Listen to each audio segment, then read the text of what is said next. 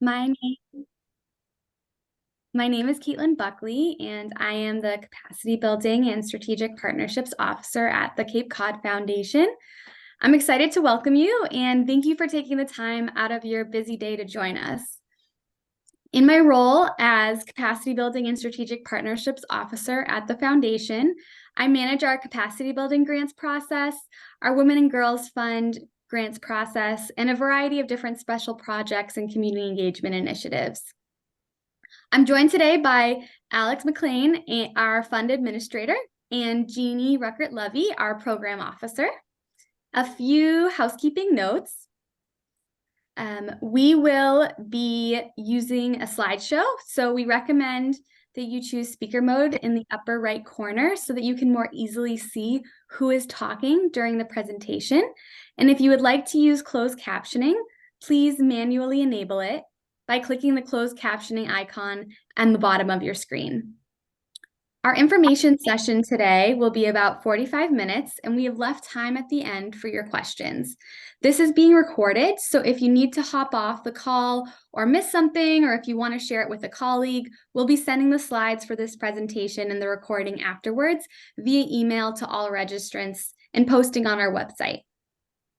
We welcome you to converse with each other using the chat feature of Zoom during the session. And while we'd love to have more of a dialogue, there are many people on the call, so we ask that you keep yourselves on mute. You can type your questions into the chat, and at the end of the presentation, we'll address your questions. And you can type those at any point during the presentation. And please keep in mind, we are recording this session, so if you prefer to ask questions privately, you may do so via email or in an upcoming targeted capacity building focused drop-in Q&A session that will not be recorded. If there's something we aren't able to answer during today's session, we'll include an answer in our follow-up emails, and we really value your feedback, so we'll be sending a survey in our follow-up email too, and appreciate you taking the time to fill that out. All right, so here's what we'll be up to today. First, we'll provide a brief overview of the foundation and our different grant opportunities. Then our focus for this session will be on our targeted capacity building grants. We hope that you ask as many questions that come to mind, because if you're wondering something, I'm sure that someone else on the call is too. Although we're not in person, we hope that this session provides space for networking via the chat feature and sharing. And most of all, we want this to be as informative and useful as possible. Here's our wonderful team at the Cape Cod Foundation. Jeannie, Alex, and I work collaboratively with our Vice President of Programs and Donor Services and the rest of the Foundation's incredible staff of 11, our 13 Board of Directors, and over 100 volunteers who work on our grants and scholarship committees. The Cape Cod Foundation is one of about 1,700 community foundations around the world whose mission is to match community resources with community needs. The model was started over 100 years ago, and each community foundation serves a particular geography. Ours is Barnstable County. However, we have a few funds that support the islands and southeastern Mass. We work closely with the community foundations on Nantucket and Martha's Vineyard, as well as the 11 community foundations across Massachusetts. The Cape Cod Foundation was founded in 1989, and we're currently celebrating our 35th anniversary.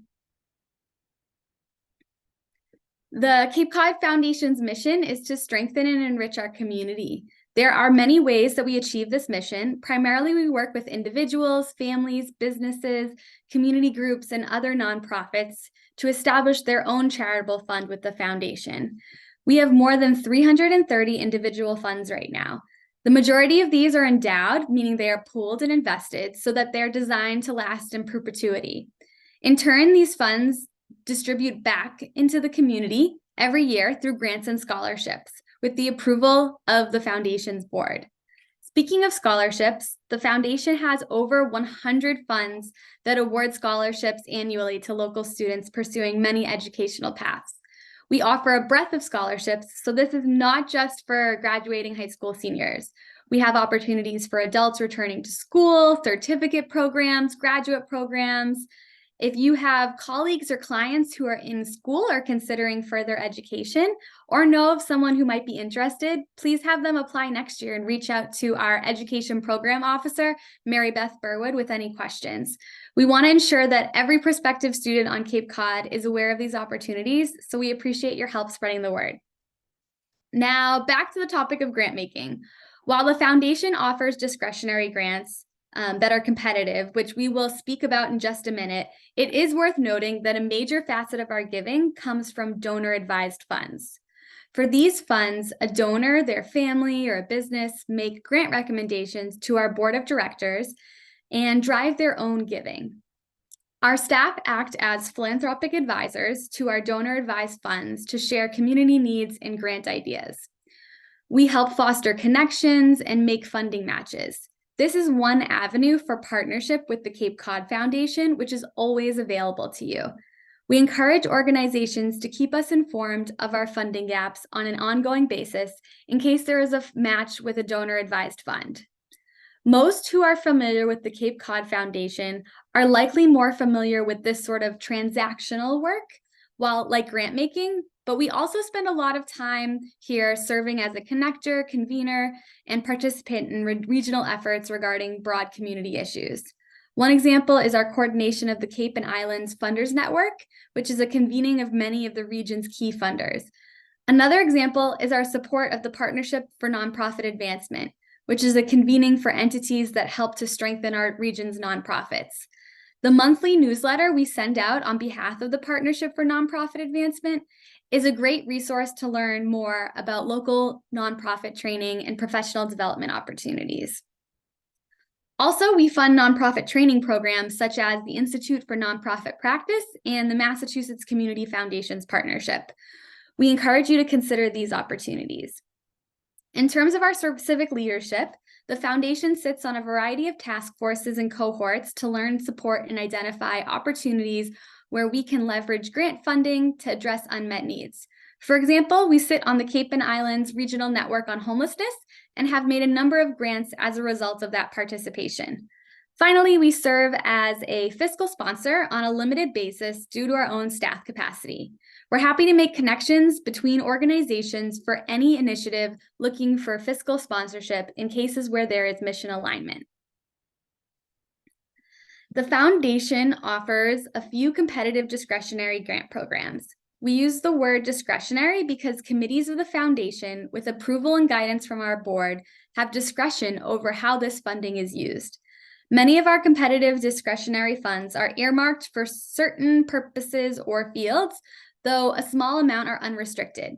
Through these grants, we aim to fill gaps, meet unmet needs, replicate successful programs, increase access to programs and services, build the capacity of nonprofit organizations, integrate resources and not duplicate them, and finally, promote collaboration. We invest in impactful initiatives across the region. Our goal is to move the needle and drive systemic change. We invest in under-supported areas of the community where we know that the needs are great, but current resources are not strong.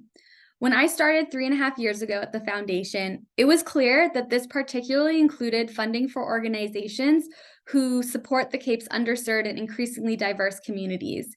We've done a lot of work at the foundation to strengthen our grant making in this area, and we continue these efforts. We believe deeply in the nonprofits we support and their leadership. They are our trusted partners in leveraging our funding to impact the community and scale for success. They know when to adapt, pivot, or stay the course with any funded initiative. Our job is to support them, be flexible, and be responsive. Our grant making is broad and supports all aspects of the community, such as the arts, health, housing, environment, and youth. You can see here a breakdown of our distributions from 2018 to 2022, and then in 2022. It's important to note the education piece of the pies includes scholarships, and you'll see that health and human services comprise a significant portion of our annual giving.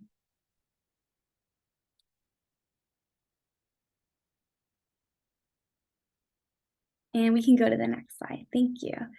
We are particularly interested in nonprofit initiatives that respond to our programmatic priorities.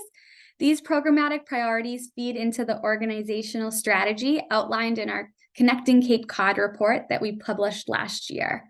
The report focuses on emerging trends, promising practices, and hard and anecdotal community data. It details the foundation's strategies, our initiatives to build flexible resources, our partnerships and leadership role in the community, and our efforts to strengthen the nonprofit sector through grants and other valuable resources. We encourage you to read through these materials. Now I'm going to pass things off to Jeannie to provide an overview of our discretionary competitive funding opportunities, eligibility guidelines, our online grant management system, and the budget component of our grant applications.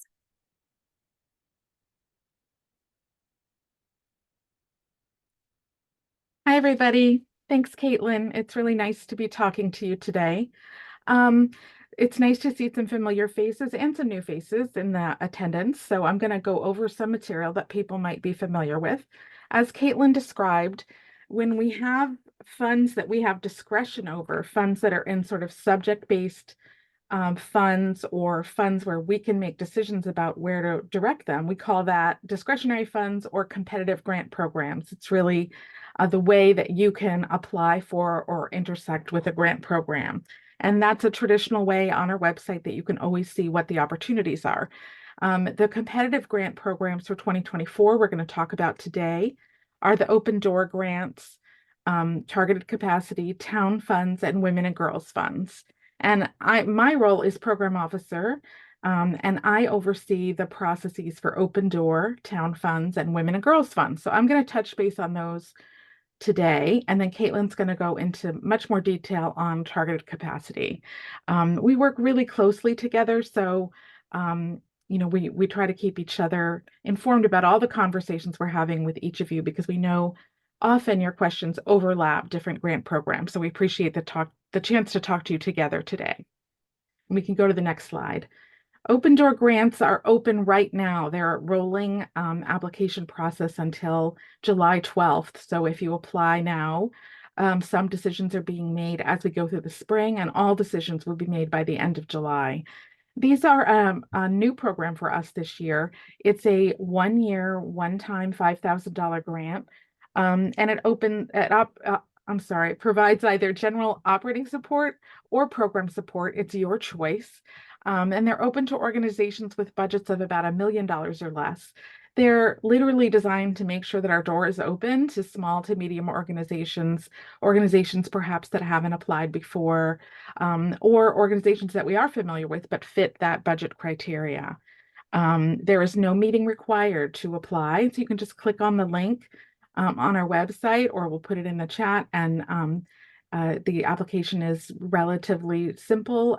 You can certainly ask if you have any questions. It's a good opportunity, one-time $5,000 grant. Next slide. I'm just going to touch briefly on town funds. We have 4 town funds that are operated by these individual towns: Chatham, Harwich, Falmouth, and Sandwich. These will be, they make grants to support efforts in these respective towns. You do not have to be your address doesn't need to be in the town, but your area of service and impact needs to be in that town. We love working with these funds because they're very focused by citizens of the town that have raised money to support their own towns. These applications will be released in early August, and their due dates are in September and October. They have a slightly different criteria. They typically are $2,000 to $8,000 grants, 1 year, one-time grants. I'm not going to spend a lot of time on them today since they're not open right now, but check the website or ask if you have more questions. And Women and Girls Fund, we're very proud of our Women and Girls Fund, which is just in the fall made its second round of grants, I believe. Caitlin's nodding. So yes, that was the second round of grants. And that's a fund established by the Cape Cod Foundation to reduce barriers for women and girls living in Barnstable County. And the grants have ranged from $5,000 to $20,000, so significant grants being made. And again, really, really targeted at programs that are changing the opportunity, moving the needle, all of those kinds of things for women and girls. Those applications will open at the end of August and will be due in October. Again, I'm not going to spend a lot of time on it today. Really important for you to know about, though, if you have opportunities in your organization for women and girls. One thing I would just say here is that we don't require organizations to choose just one grant to apply to.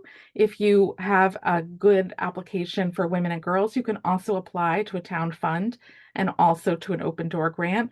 Definitely talk to us if you're considering doing that, but we want you to apply to the programs that most closely match the mission and work that you're doing. And we don't have rules in place right now about just choosing one to apply for. Let us know if you feel eligible for more than one. I always want to mention Kelly Foundation at the same time because many of you have seen that our website shows both logos on our application portal. That's because we do the back end work for the Kelly Foundation. We partner with them on their grant making. They have their own board, they make their own decisions, but it's a great synergy because we can share information with them about organizations that we've spoken with. Often you can just have one meeting with us about both Cape Cod Foundation and Kelly Foundation opportunities. It saves time for you. We can leverage economies of scale and our grant making knowledge and share funding ideas. Hopefully this makes it easier for you. The portal is the same and very familiar. You don't have to learn a new system. And there is one difference about their processes. They do have a 15-minute applicant interview that you'd be invited to after applying. More information available on the website and in the chat. Really a good opportunity, and many of our applicants apply to both the Cape Cod Foundation and Kelly Foundation, so important to be aware of them. And we're really thrilled to be partnering with them.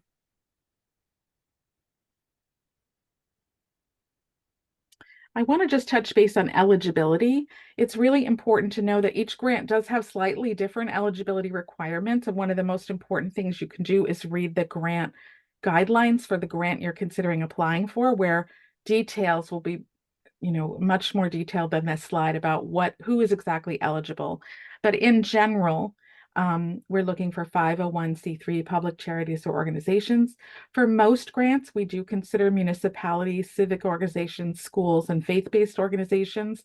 I just want to note briefly that for open door grants, that's not true.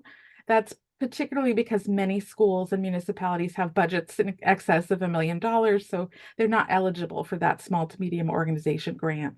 We generally don't fund debt reduction, capital campaigns, and other things that are noted here. And again, much more information is available on the website about our competitive grants and the eligibility. We always want to talk with you. We're always happy to answer questions, either in an opportunity like today, where you can put questions in the chat or ask us at the end of the presentation. Caitlin's going to talk about a lot more opportunities around target capacity to ask questions in future Q&A sessions, or certainly by clicking on the website and looking for more information there, sending us an email, or scheduling a meeting with me or Caitlin. So our goal is to be in partnership with you and in dialogue with you. We don't want you to feel like this was your only chance to get answers. I'm going to just very briefly touch base on a couple nuts and bolts items. GLM is what we call our online grant management system. Sometimes you hear us say the grants portal, meaning the place where you apply for grants. When you click apply, or that link that you see here in the slide, you go to the website. Every grant we have that's competitive has an apply button. And this is how we manage your grant. If you've ever gotten a grant with us, you're familiar with what this looks like. If we have a question for you, we'll put it there and send you an email through the grants portal. If there's a follow-up or report due, that would come through the grants portal. So it's sort of our online way to communicate with you about this competitive grants process. Briefly, every organization should have one organizational profile. So if you are the ABC group, first look on the portal or ask one of us, but you can usually search and see if you try to log in and it says there's already an application or a profile there. You want to find out who set it up. You don't want to ever create duplicate profiles. And if you find that you have a duplicate profile, that's a great reason to email me and let me help you figure that out. one organizational profile. Applications are tied to a single email. So if you are, individuals can, let me just back up and say this a different way. Each organization can have multiple people attached to it. So say the executive director and the grant writer might both have an account. But if you want to look up applications that you've done in the past, they are tied to the email that started them. So it's a really good idea to use one email for your applications. That could be your executive director's email and just share the password with each other so that you can all get into it. If you've got an info at or an office at or some kind of generic email account for your organization, that's a good way to log in. Once you log in, you can go back and see your history. So it's really good idea to share that somewhere, write it down in the office or share it on your in your contacts or whatever is a good way for you to know where that email and password are so that when you log in, you're not having to create new profiles and try to find old information. You can save your password and reset it just like with any website. And another tip is to save your work regularly and press submit when you're finished. One nice feature of GLM that is not true of every grant portal is that you can save drafts and keep your drafts. You don't have to complete everything in one session. You don't submit to us until you hit that submit button. So lots of times people create drafts and work on them over a few days or a week and then submit when they're done. You'll see that all when you open the portal and give it a try.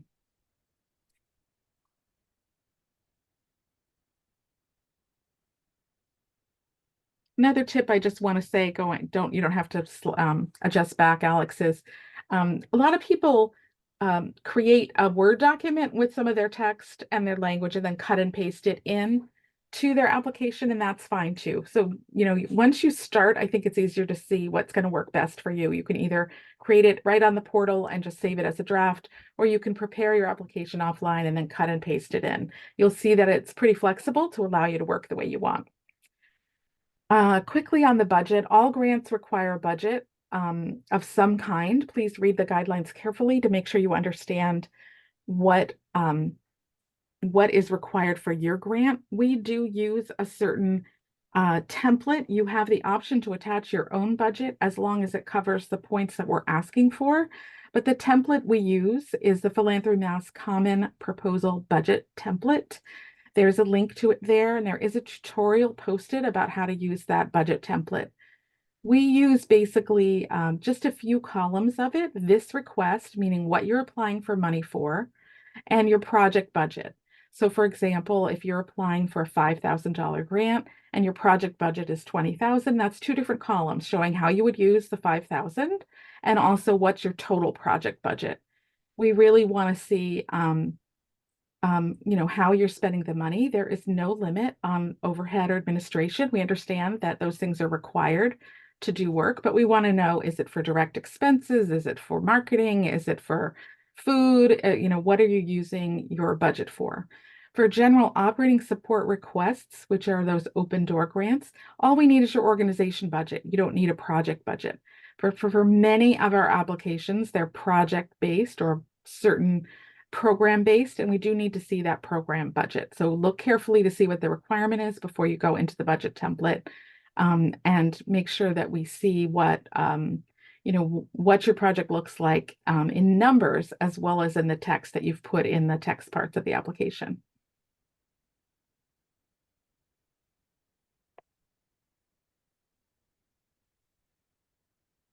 I guess the last point before we switch to the next slide is one of the, it's just at the end of the slide here, one of the biggest things that happens is sometimes we read these beautiful narratives that people write and then the budget doesn't appear to match it. So it's a really good idea if you've got it to have like another reader, either another board member or a volunteer or someone in your office, read it to say, does this make sense? And often when that happens, we'll ask you to clarify. But to streamline your application process, it's a really good idea to make sure the budget you've attached actually matches the narrative that you've given. And this is one of the most common mistakes we see in applications is just not tying together, trying to find information that people have talked about in their narrative. So we appreciate it when you try to do a second reading and make sure it all makes sense. You can go to the next slide, Alex. Thanks, Jeannie. So now we can dive into talking about our targeted capacity building grant program. For the sake of brevity, because that's a bit of a mouthful, I'll just refer to this as our capacity building grant program moving forward. So through this program, we recognize that organizations need financial support to improve their systems and operations, and those in turn strengthen their ability to serve the community and clients. We know that capacity building grant funding is particularly important right now since the demand for services has grown and service delivery models have changed due to the pandemic. The foundation defines capacity building as intentional efforts to increase organizational ability and to effectively fulfill their mission and build long-term sustainability. This is accomplished through strengthening an organization's core systems, skills, resources, knowledge, operation, and management practices. Our capacity building grant program is intended for strong Cape Cod nonprofits that are at a point of critical change or growth and have already assessed and identified an organizational capacity building need, and they simply need the resources to implement their identified project to address that need. Capacity building grants are generally between $15,000 and $25,000. A letter of inquiry, or LOI for short, will be due on June 6th, and this isn't actually a letter. It's a brief application in our online grant management system. And then on June 27th, we'll let applicants know if they are invited to apply for the full request for proposal, which we abbreviate as RFP. And the RFP will be due on July 25th, and then we'll make grant award announcements on August 22nd. And we can go to, and so the capacity building funding will support equipment, staff, consultant fees, other expenses essential to implementing a project. It has a peer education cohort component for executive directors to participate in peer learning network meetings with other grantees through an initial kickoff meeting and then bi-monthly 2-hour meetings, tours of other grantee sites where possible, and then we have a mixer with other targeted capacity building alumni. It doesn't have to be the executive directors that attend these cohort meetings. Some nonprofits might choose to designate a different staff member to participate if it's more appropriate. And these cohort meetings, they aim to foster relationships, collaboration, and knowledge sharing among grantees. And we want to make sure they're as useful and responsive towards grantees' needs as possible. So the initial kickoff meeting is used to gather feedback from the group on how best to structure our peer education meetings moving forward throughout the year. And I mentioned the capacity building grant program requires a brief application that we call an LOI, and then a full application for those invited to continue on in the application process. We're hopeful that having an LOI will save applicants time and provide the opportunity for us to work more closely with them throughout the process. And by doing so, we hope to ultimately support projects that are most aligned with the overall capacity building grant guidelines. We don't want an organization to go through a lot of work if it's not the right fit. The LOI is a simple application and essentially asks about 7 questions. You'll then be asked to share some information regarding the project budget and population served. The full philanthropy mass budget template will not be a part of the LOI, and if you're invited to submit a full request for proposal, it will be a part of that. In our online grant management system, there is a link to preview the full RFP questions, or the full application questions. Our questions, along with the financials, should help you to paint a full picture for the committee on why this effort of your organization is essential and how our funding can contribute to your work and how it will make a lasting impact on the community. Your narrative and budget should complement one another, as Jeannie was mentioning before. And for those applying for funding for a capacity building grant for a consultant, you're welcome to use any consultant of your choosing. You're not required to identify who your consultant would be or their exact hourly rate in the LOI stage. However, we do encourage you to conduct some research and to get quotes so that you have a rough estimate of your total project budget. And now we are going to go, actually, can we go back one slide, Alex, to the examples? Thank you. So now I'd like to share more information about some examples of types of projects that capacity building grants will support. And please note that this is not intended to be an exhaustive list, and these examples aren't meant to be prescriptive in any way. We really encourage that, and we really recognize that these examples may not be relevant towards your organization's work. And so we welcome you to apply for projects based on your organizational and community need. I also wanted to highlight that applicants can pursue multiple projects for their proposal as long as the projects can be completed within one grant period. So that's 1 year. Examples are listed on this slide and in our guidelines, and you can also read a description of our 2021 and 2022 capacity building grantees on our website. For strategic collaboration, which is one of the questions in the, or like kind of priorities in our process, one example of that would be working together with other organizations towards strong, visible, and vocal advocacy efforts for local public policy decisions relevant to your work. And this could be related to a community issue that affects each of your organization's populations or ability to fulfill your mission. This could also involve efforts to challenge a range of systemic or cultural norms, such as substance use disorder or mental health destigmatization. Another example is partnering with another organization to create a shared services model in which two organizations might come together to hire one staff member. The key is to demonstrate potential for tangible impact and how this impact would benefit the grantee organization's ability to carry out their mission.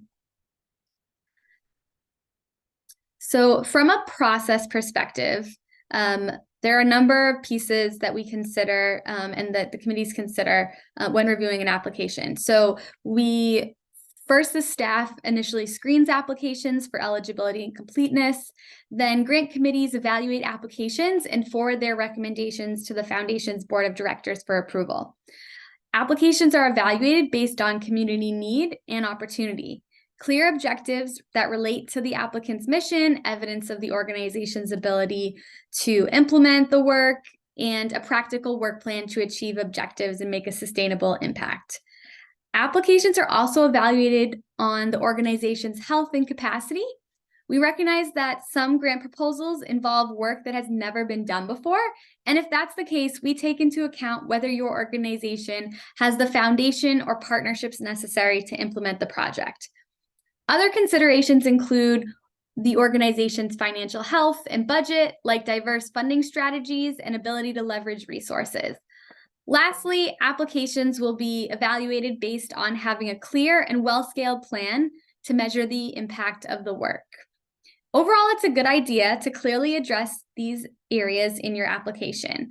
We also have general grant writing tips on our website that may be helpful to review. And while proposals may include a planning component for the capacity building grants, they should be primarily action-oriented. So let's talk about the strategic plan as an example. Going through a strategic planning process or board retreat would be considered planning, and that wouldn't be a good fit for the capacity building grant. However, implementing components that came out of an already developed strategic plan or retreat to take your organization to the next level would be a good fit. For instance, an organization might use their strategic plan to inform their process to streamline operations or expand, and then apply to the foundation for the resources to implement streamlining their operations or expansion.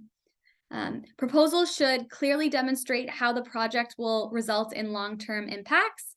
Examples of this could include increased organizational efficiency or reach, or how the impact can be sustained. And they should also clearly identify expected outcomes and evaluation processes to measure the impact. Priority will be given to proposals that demonstrate strong collaboration and cross-sector partnerships, although this is not a requirement. For umbrella organizations that provide a wide spectrum of programs, projects that strengthen your organization's capacity across all programs would be a fit for this project. And projects that are focused on strengthening only 1 or 2 programs among an organization's many programs would be a better fit for our other funding streams.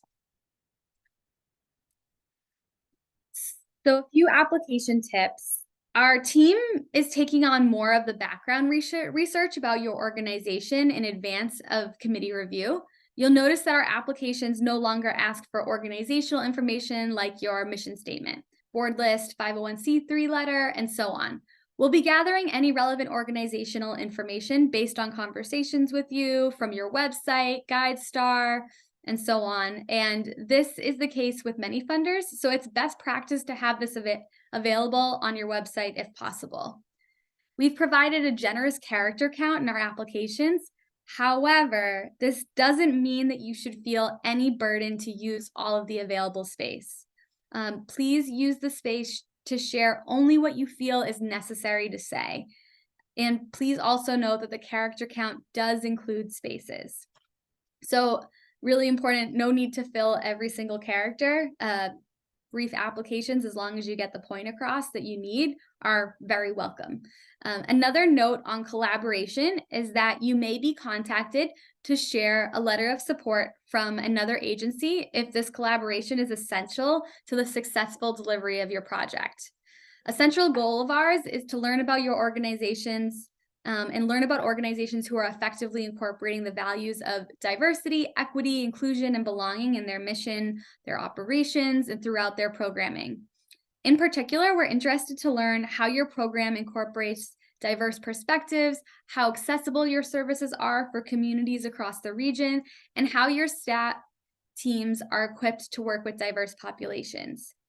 A stumbling block for many organizations can be about impact and how to evaluate success for your work. I recommend that you consider your response both qualitatively and quantitatively. For example, what milestones do you hope to reach throughout the year for your organization and for the community that you serve as a whole? How will our community change because of your work? Your response may include both data-driven and narrative components. Finally, I wanted to highlight a new question in our application that asks, are there others carrying out the same or similar organizational work? How can or do you work together to prevent duplication of services and amplify your impact? Examples of responses to this question might include mentioning how you meet with other service providers in your sector to identify gaps in service and provide those services to, say, your geographic area if the need is unmet, and how you implement a referral system between agencies for respective geographic areas or populations. Perhaps your organization regularly collaborates with another organization to put on a workshop series each year because you each bring different skill sets or have different relationships with the community that can be brought to the table to increase the impact of that workshop series. Or maybe you share lessons learned and promising practices for outreach strategies with another organization in the same sector.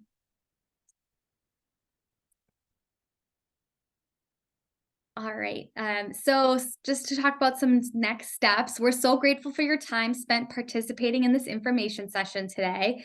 And we encourage you to take a look at our grant guidelines, our tutorials for how to use the online grant management system and philanthropy mass budget, and our overall information on our website. My and Jeannie's contact information is on the next slide, being sent in the chat, and is also written into the grant guidelines. We'll use the rest of the time today to review some frequently asked questions and then open it up to the questions asked in the Zoom chat. And just a friendly reminder that this session is being recorded and will be posted on our website. So if you have a more private question that you would prefer not to ask here, or if it's really specific, please feel welcome to email us. Or if it's relevant to the Targeted Capacity Building grant, join one of our upcoming Targeted Capacity Building coffee chats. More information about the dates and times of the coffee chats are in the Targeted Capacity Building grant guidelines, and we're going to send them in the chat as well. So these upcoming 3 coffee chats, one of them starts tomorrow, are a great place to introduce yourself if it's your first time applying to the Cape Cod Foundation's grant opportunities. You can also network with others. One of the grant guidelines is has a priority for collaboration, so it's a good opportunity there. And then also it's an opportunity to ask your application questions and to learn from others relevant questions. You're welcome to drop in and out of the Zoom coffee chat as needed. No pre-registration is required. You can think of the coffee chats as informal virtual office hours with me. So if someone is already in the Zoom meeting asking a question when you join, feel welcome to hang out in the Zoom meeting and ask your question when time becomes available.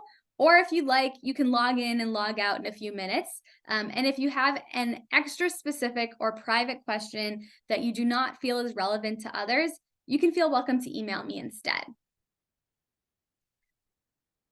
And again, here's our contact information that will also be in the chat.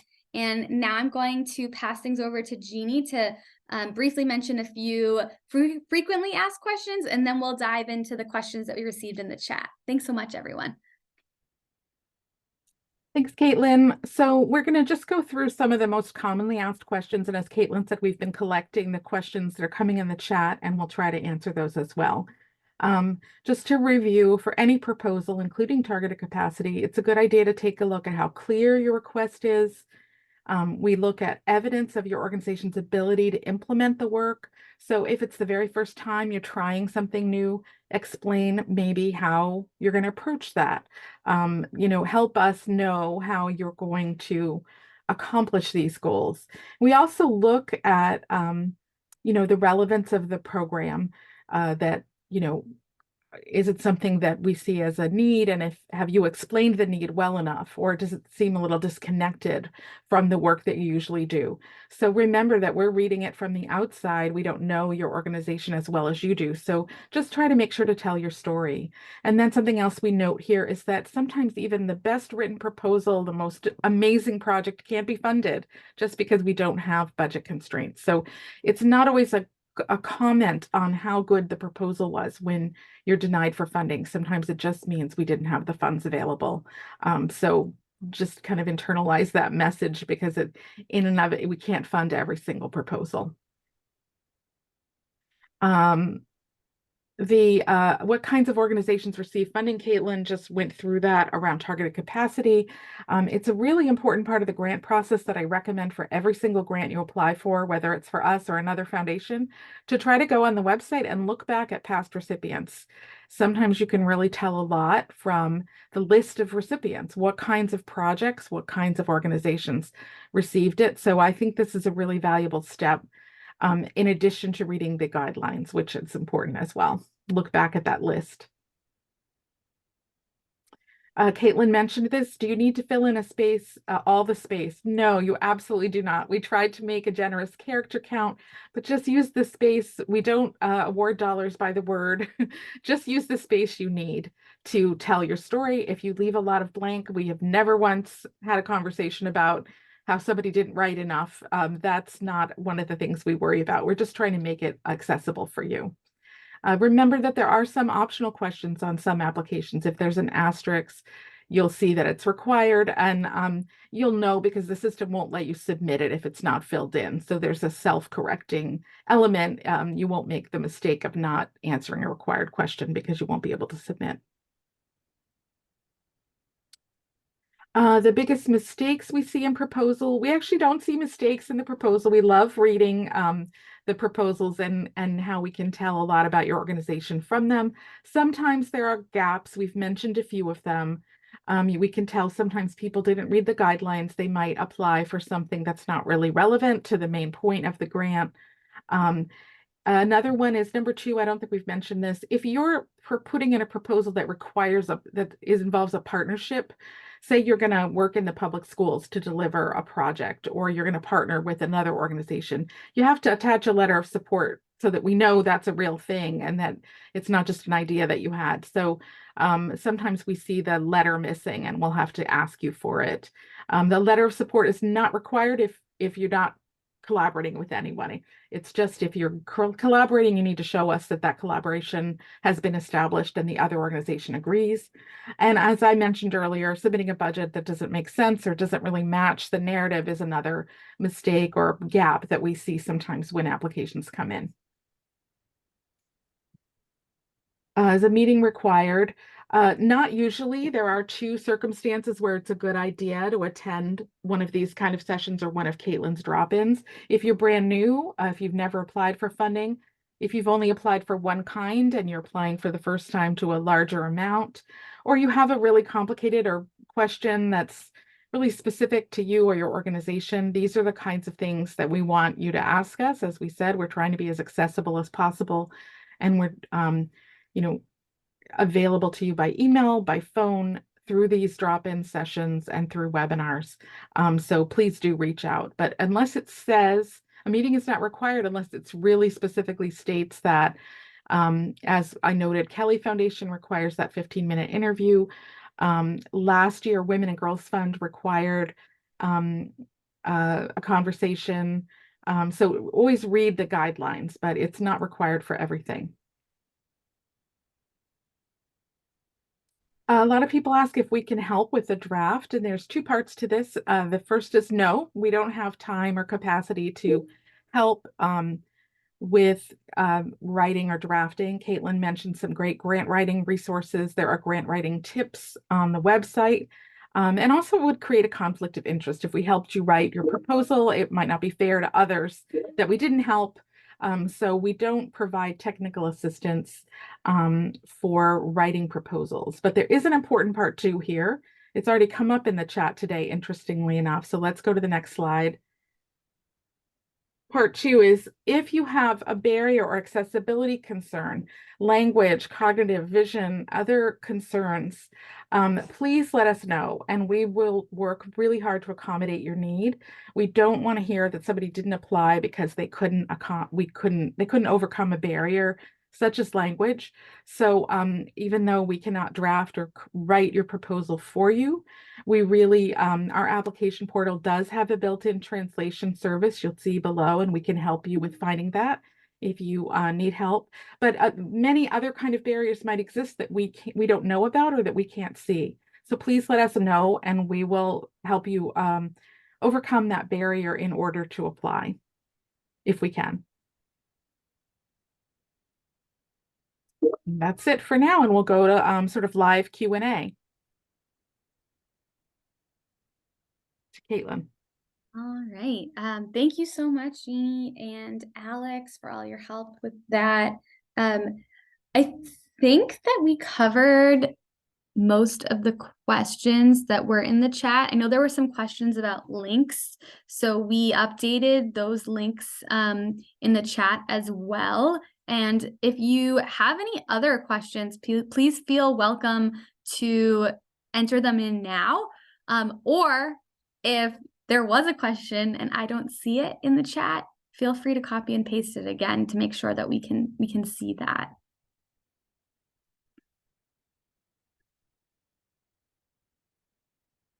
Caitlin, one question I saw that I don't think got answered is somebody asked about if Martha's Vineyard Oh, great.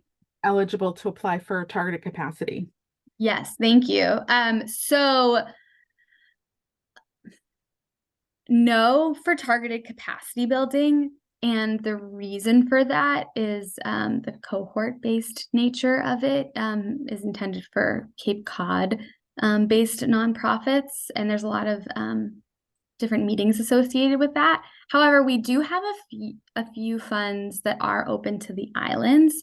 And so if there is a project that you are interested in pursuing funding from the Cape Cod Foundation for, including if it's for capacity building, please feel welcome to still reach out to us, and we can guide you in the right direction on how to submit an application. And so you could be eligible to still receive funding. It just wouldn't be, if you were awarded, wouldn't technically be a part of the capacity building cohort program. It might be through a different model.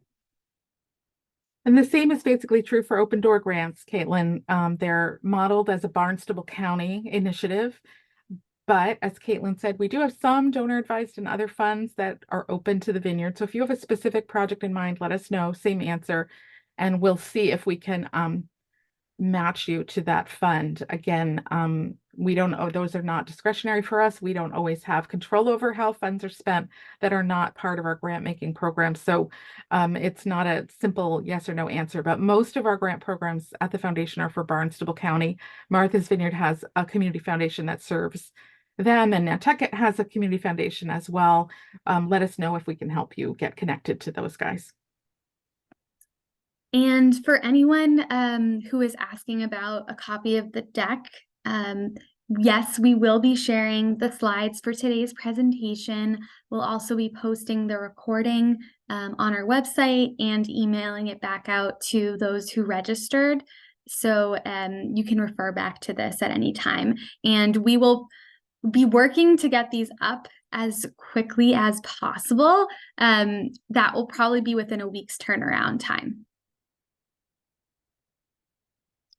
And someone else asked, for donor advised funds, what is the best way to keep the Cape Cod Foundation updated on our specific needs? So if you don't see an grant funding opportunity that would meet your funding needs, so the first step would be to look through our grant opportunities and see if one does match what you're looking for and to address your updated needs.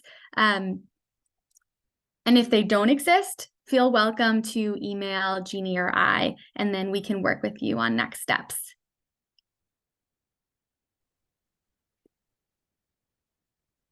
All right.